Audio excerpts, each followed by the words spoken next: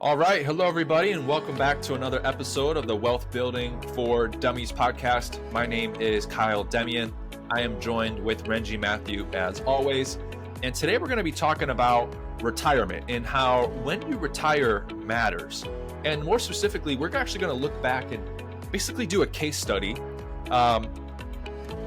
looking at somebody that retired in the year 2000. So if somebody would have retired at the turn of the century, we're going to talk about what their retirement would have looked like.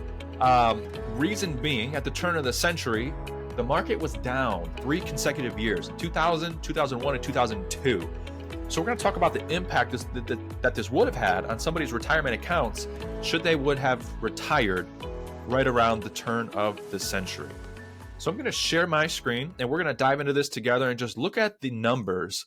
Now, all these numbers do come from our forecaster, our financial forecaster that we have, and it's basically like one big calculator, one big financial calculator or retirement calculator that we use with our clients to demonstrate them financial examples like this, sometimes run a retirement income comparison, and overall just help us educate our clients and people we meet with, right? So with that, let's start from here. Let's start at the top, and let's just say that somebody had, we're going to use a really round number of $1 million. Let's say that somebody had $1 million in the year 2000, and then they went and retired, right? This column down here is going to show what year. It's going to show the actual market return, what the market did that year, and it's going to show how that would have impacted your $1 million. Okay. And then this annual withdrawal column is going to show any withdrawals that you would have taken out for income. And then obviously cumulative income would be how much total income you had taken out. For now, these numbers are just going to show as zero. And in a moment, we'll play with those and we'll start taking out some income. Right. So the craziest part about this, if you guys see here, somebody starting with $1 million in assets in the year 2000, market was down in the year 2000, 10%. Market was down again 2001, 13%. And then again in 2002, the market was down another 23%. So if you retired, and obviously this might not be everyone's case, but let's say you're not taking any income for now, right? Your $1 million account just 3 years into retirement would have reflected about $598,000. So you would have lost about 40% of your entire net worth, all of your lifetime savings, if you didn't properly diversify, right? So some of the points we're going to get to today is why diversification is so key, and also just showing you some different options for what is possible with your retirement money as you get close to retirement, right? So let's just say this person retired, in the year 2000, 3 years into retirement, they're already down, to under $600,000. And then as you can see, the market goes on a good run here. Right, 2003 through 2007 is a pretty good run. And what's crazy is you almost get right back to your $1 million, right? You're about $600, $700 or so short. And then we all know what happens in 2008. Market crashes. Market goes down almost 40%, and then you're back down to 600,000. Market does well the next few years, comes back up a little bit. 2011, it basically just plateaus. 2012 market does well. 2013 market does really well. And if you look at that, you're back over your starting point at $1 million. So let's take a step back, right? You retired in the year 2000. You didn't take out any income. It took you 13 years just to see your $1 million go up and increase.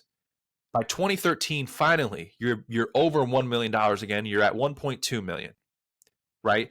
But this doesn't account for you taking any income. So the first point we want to illustrate is the fact that retiring at the wrong time, even if you have nothing to do with the market, it's not your fault market crashed 3 years in a row. It's not your fault 2008 happened, but this is what your retirement could look like, right? And with that, that's without taking out any income. And before, Renji, I want to turn this over to you to see if there's any other insights you could give or anything I may have missed. But before I show like somebody taking out income and the impact on their retirement, anything that you want to add for these numbers? Only thing I want to add is we've talked about in the past how losing money in the market, how many years it could take to get back up, right? And this is exactly what Kyle's showing here. And again, remind you, this is showing them not taking any money out yet. So, that example that we've used in the past so many times of having 100,000 to start out, if the market goes down 50% and it takes the market coming up 100% to get back up to that 100,000. But here Kyle's actually showing exact numbers of what the market did. It's not like hypothetical examples like we talk about when we do the podcast in the past. There's actual numbers of what the market did. So yeah, let's see how it looks if you were starting to take out income now. Absolutely. So for those of you that don't know, a financial planning principle or rule to determine how much you should take out in income per year when you go to retire is what's called the safe withdrawal rate, or the 4% rule. So if you see here, I'm going to add a 4% withdrawal rate, which means that you can withdraw 4% of your money each and every year. And hypothetically, based on that, you shouldn't run out of money in retirement, right? When you get to retirement, the goal is not to have a retirement do-over. Retirement do-over means you go back to work to save up for retirement again, right? You want to retire, and you want to be able to confidently retire one time and not have to worry about ever going back to work, right?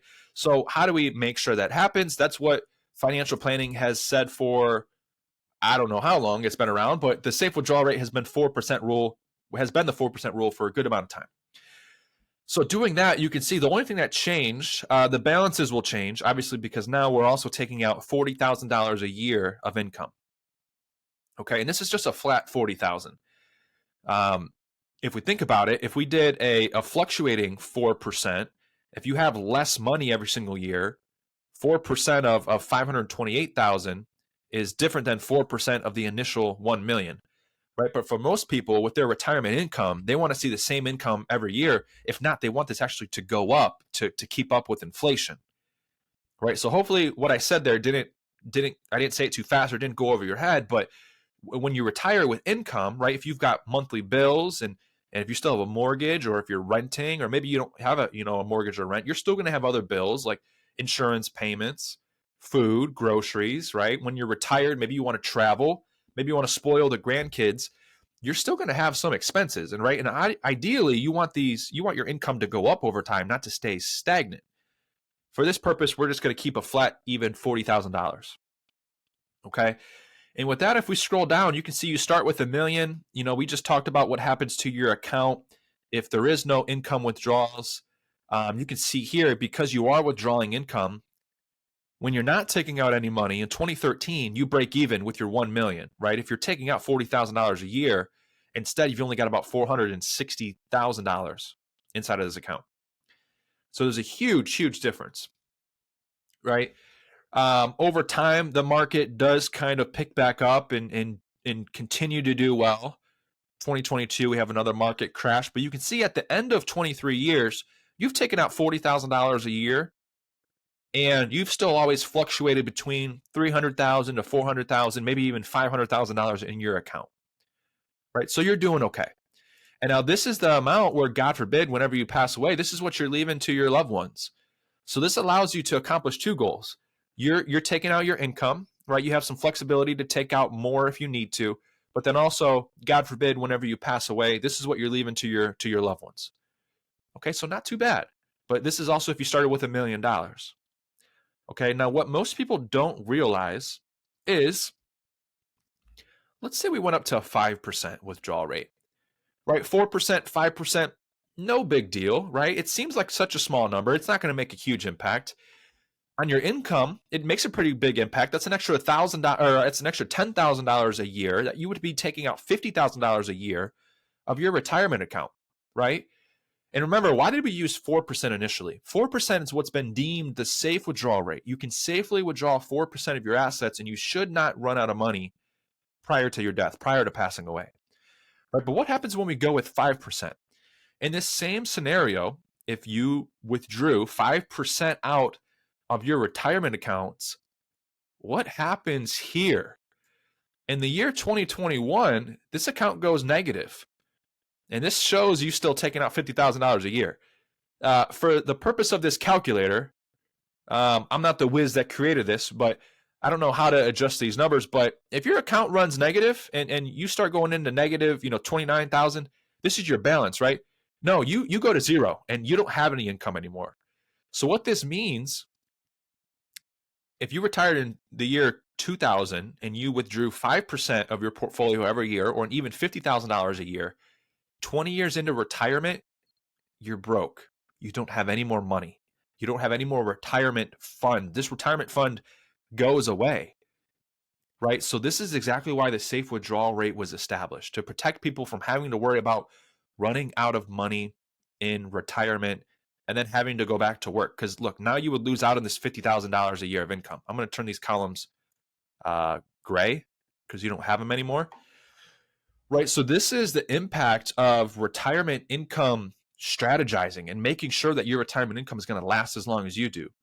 Right. Because having all this market volatility, which you can't control, taking out too much income, which you can control, right? It could impact, and you could potentially run out of money in retirement and have $0 left. Right. So Renji, while I'm going over that, before we talk about a potential solution for this, this is more so just for education purposes and to show you've got to be careful because having all your money in the stock market obviously runs some risks, right? But what else is there anything else that you want to add before we get to, what a potential solution for this is? No, I think you covered it pretty well. This is what regular planning does for you, and that's even this is based off the S&P 500, right? Which Yeah. is usually the best index in the market. And for everyone that's watching, that you're looking at actual numbers of what the market would do, and 4% again, like Kyle said, that's what is deemed safe. But that's a recommended rate. So you could take out more or less if you want to. But you're going from someone that's been living, let's say you were making 100 or 75 to 100,000 a year as you were working, and you're dropping down to 40 or 50,000 a year. And traditional financial planning, they're talking about deferring that money to, retire with less income, which most people, and this is not everyone, most people when they are retiring, they have less expenses that can be written off.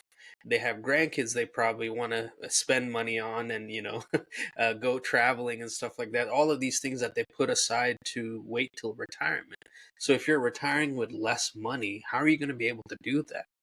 This is where people are having to go back to work or having to work longer than they imagined they would work to.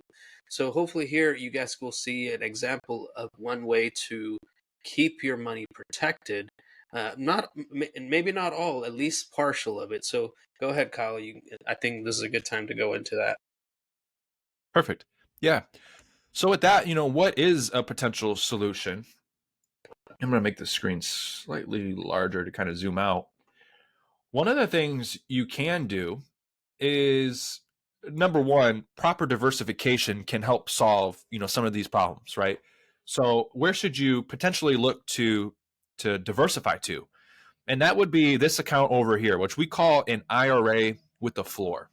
And Renji, do you want me? Do you want to take it over and kind of walk us through this, or do you like Sure. this setup where I kind of okay? Go ahead. Yeah, either is fine. I guess I could start with that. So, uh, IRAs with the floor, and what we mean by that, and I guess I can explain what it is, and then you can go through the numbers, Kyle. I guess that makes sense. Yeah. So yeah, with an IRA with the floor, you're getting the same growth. It depends on the company you set it up with, but let's say you're getting the same growth that the market's given you, right? Without ever having to take the hit when the market goes down.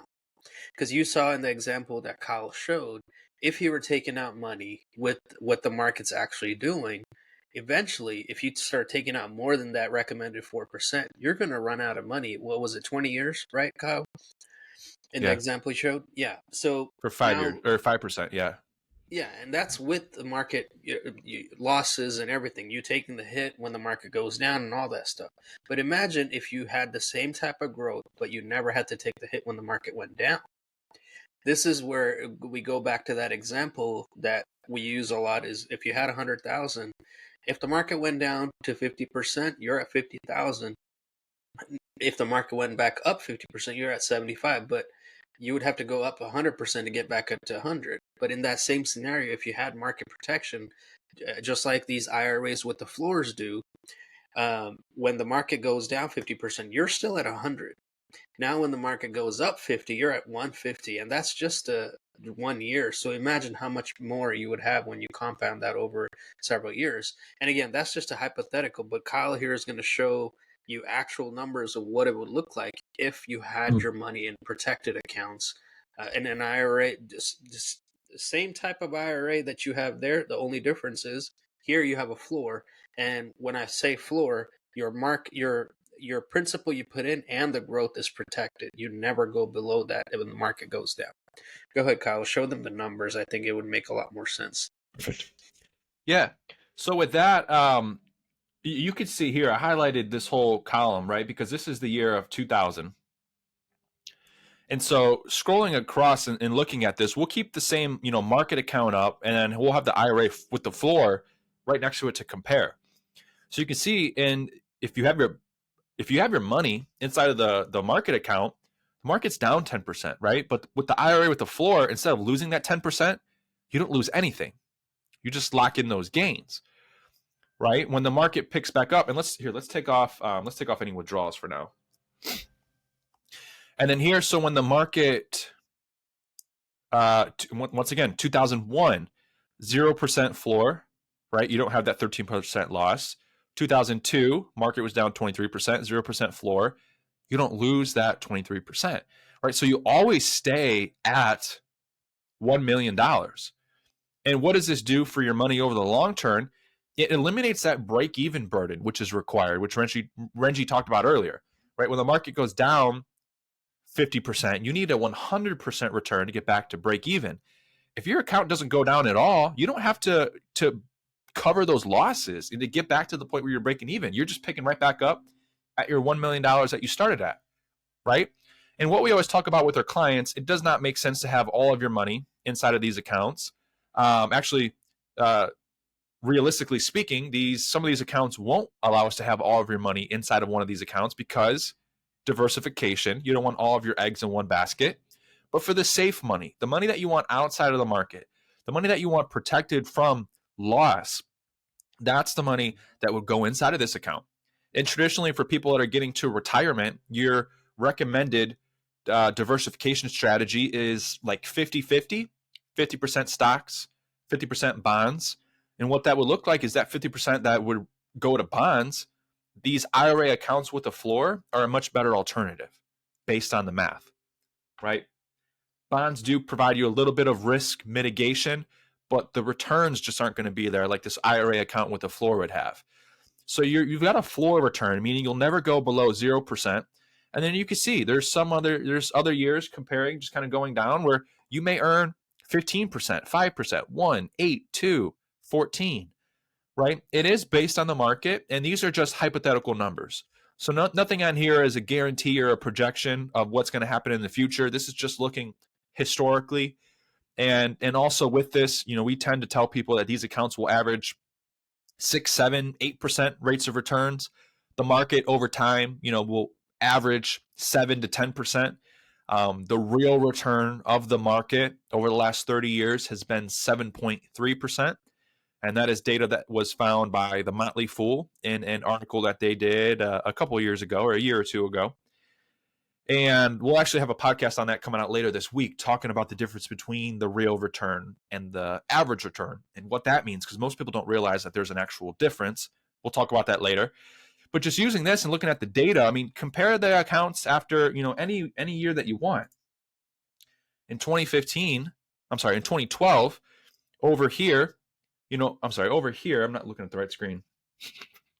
Over here, because of your account, being affected by the market, you'd be at 970,000. If your account had a floor on it, you'd be at 1.8 million, right? So I think the numbers kind of speak for themselves and demonstrate, the difference of the two. And if we scroll down here, even looking at, 20 years into retirement, because we're not showing income, We can reset that. And you can see that the difference would be, your money in the market would estimate at about 3.5 million.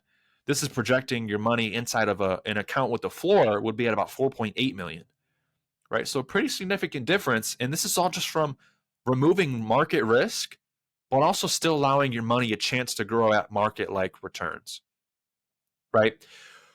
With that, Renji, anything else you want to add here while we've kind of got them up side by side for us? Yeah, one thing I wanted to add was you guys see in the presentation that the numbers in the growth are not the same. And that's because a lot of these companies that do the IRAs with the floor, they have a cap on your growth. There are some that don't have caps too. So these numbers would actually look better on the non-cap ones, but most companies that use the IRAs with the floor have a cap. So that's why we generally just use one that's most common. But you guys see, in like that example Kyle talked about in 2012, that's a double your money in a secure account, even without getting all of the growth in the market. That's crazy. Even without getting all the growth in the market, you have double your money by the time 2012 if the market did what it was doing consistently. So this is why, guys, we talk about protecting a percentage of your money at least.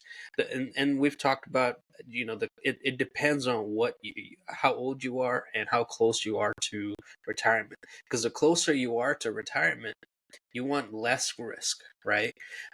Because risk is not a bad thing, but you don't want to take as many risks when you're closer to retirement, because this is hard-earned money you've protected all your life. And if you don't have that to live off of in retirement, you're going to have to go back to work, or you won't be able to retire. Unless you win the lottery, or it's all stuff that you have to have by chance or by luck or something like that, right? So protecting a percentage of your money is going to do a lot, because in both scenarios, let's say you protected 50%. When the market goes down, at least 50% is protected. The other 50% is going down. But now when the market comes up, that 50% is compounding on top of the growth that you're getting in the market. On the other side, you're only getting that growth that's coming in the market, and then that's on top of what you lost, right? So the break-even burden we talked about, it'll take a couple of years to get that growth back up, and that's a couple of years you're not guaranteed that the market won't go down again, right? So Yeah. so that's all I wanted to add. Go ahead, Kyle. I think that's pretty much it, right? That is pretty much it. Yeah, I was just going to add one more, just show one more demonstration, really, and just show it with income too, just to show you guys the difference. And actually, here, let's bump up. Remember how we said the income rate of 5% is not recommended, and how if you have your money in the market, right, you're running out of money down here because of the 5% withdrawals or $50,000 a year in income being too much for your account balance, taking these hits, right? If you scroll over to here, crazy thing is, right, we'll actually keep them side by side so you can kind of see. But scrolling over to here, in the same years that you run out of money over here because of the up and downs of the market, you can see in this account, absolutely insane. This is projecting you'd still have 1.9 million, right? So you're taking out 5%. Because this account, it kind of makes sense, because this account would average, let's just say, a 7.32% return. If you're withdrawing 5%, your account's earning 7.32. Obviously, over time, that's how your balance can continue to increase, right? So with that, I think this is a good ending point. So This essentially, you're shows a saying, demonstration of. sorry, I Go was ahead. going to say, essentially, you're saying Yeah. they'll never run out of money, right? Especially since it's Well, you protected. can't. Yeah. Now these accounts can put guarantees on your retirement money like that, where you will never run out of money, and you can lock in a guaranteed income for the rest of your life. This example is just showing that you have flexibility to go up and or down, right? But these accounts can lock in a guaranteed annual income for the rest of your life. And let's say maybe it is 50,000. It's probably somewhere close, because they do go based off of that, safe withdrawal rate of 4%. But it also depends on your age, Yep. right? Like if you're retiring at 70, or maybe 72, 75, The longer you wait, the more that you can up your withdrawal rate, because hypothetically, the less years you'll have to live in retirement, right? If you start it at 75 versus 60, right, your life expectancy is not as long as a retirement at 60 would require your money to potentially last, 30 to 40 years. Versus if you retire maybe at 70 or 75, your retirement income, may only have to last 15 to 25 years, right? And we've talked about Social Security in the past and the uncertainty of that. That's exactly why they're talking about extending Social Security into the 70s, because if you can't take Social Security until 70, there's less potential time of having to pay out for you, because life expectancy right now is 78 or maybe 80 years old. So that's a topic for another day. We've already talked about it actually before. But with that, let me stop the screen share. I think that's a good place for us to wrap this up, right? We talked about the impact of losses on your retirement accounts. If you can hear, we've got a landscaper outside, just outside of my window. So there may be a little bit of extra noise, which is okay, which is cool. This is why we go live, and it doesn't have to be too professional. That's why we talk about, wealth building for dummies, right? We keep everything simple, relaxed, and laid back is what I like to say. But with that, I think that's a good endpoint. You don't have to have all your money exposed to the market risk. We would actually probably recommend you don't have all of your money in the stock market, especially if you're going to retire, or if you're within what we call like the retirement red zone.